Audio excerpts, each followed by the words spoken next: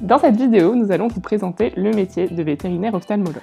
Le vétérinaire ophtalmologue a pour but de prévenir, de diagnostiquer et de traiter les pathologies oculaires affectant les différentes structures de l'œil, comme la rétine, l'iris, la pupille, le cristal. Bien souvent, le vétérinaire ophtalmologue va pratiquer d'abord un examen clinique général, complet de l'animal, car de nombreuses pathologies oculaires sont la conséquence ou l'expression de maladies plus générales.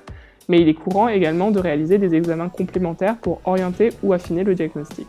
Généralement, le patient est redirigé par son vétérinaire traitant chez un spécialiste ophtalmologue afin de traiter les différentes pathologies oculaires. J'ai dérivé sur la vétérinaire, donc je suis allé à Saragosse, j'avais fait mes études à Valence, je suis allé à Saragosse, j'ai fait mes études à Saragosse, j'ai fait une année d'Erasmus à Paris, à l'école d'Alfort. J'ai commencé à travailler pendant 3-4 ans en clinique généraliste et j'ai fait mon CES d'ophtalmologie à Toulouse. En finissant mes études, j'ai connu Marc Simon qui est mon maître, qui exerçait à Paris.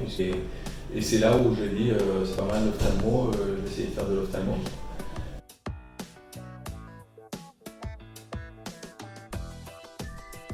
Le quotidien, il faut se lever tous les matins, et puis après normalement on passe des visites, on étudie des cas parfois, on fait des réunions scientifiques une fois par semaine.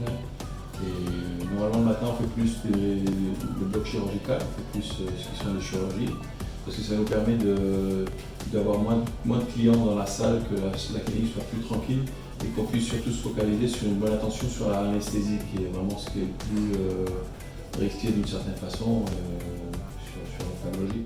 On ne fait que les chirurgies le matin parce qu'on veut vraiment être pour l'animal. Donc normalement il y aura au moins 2-3 personnes qui sont au bloc. Et si on a des visites, c'est une troisième personne qui s'occupe des visites. Puis l'après-midi, c'est plus les visites, les questions de gestion et d'autres choses. Sûrement le chien, de plus en plus le chat. On fait un petit peu des lapins aussi. Et puis après, comme on travaille avec l'océanographie, avec le bioparc, avec d'autres parcs, on fait parfois d'autres espèces, spécialement le lion marin, qui est un animal qui a plus de problèmes, probablement, surtout du point de vue cataracte et du point de vue kératite, des problèmes sur la surface oculaire. Donc c'est ce qu'on fait le plus. Enfin, on a fait des tigres, on a fait des hippopotames, des girafes, on fait un peu de tout, quoi. Trop bien. Ouais, ça change, moi ça change. On n'est pas toujours de l'argent dessus, mais... Les symptômes tels qu'un œil fermé, rouge, qui pleure, avec du pus ou qui devient opaque peuvent être la cause de pathologies oculaires, comme par exemple l'ulcère de la cornée, la cataracte, le glaucome, l'uvéite, la chlamydiose féline ou encore la kératite. On regarde sur la lampe à fente, là on peut le voir sur l'écran. Donc là on voit l'œil là normalement. D'accord. Et on va avoir des images qu'on peut capturer en vidéo ça permet aux propriétaires de voir aussi ce qu'on est en train de voir. D'accord. Et on s'en sert avec une lentille, une loupe, d'accord, de 20 dioptries, de 20, de 30, ça dépend, d'accord. Donc on prend ça, on se sert de la caméra aussi pour faire des photos de la surface oculaire. C'est un rétinographe, avec ça on peut voir le fond de l'œil. Après, si on veut faire de la chirurgie, il faut un microscope chirurgical.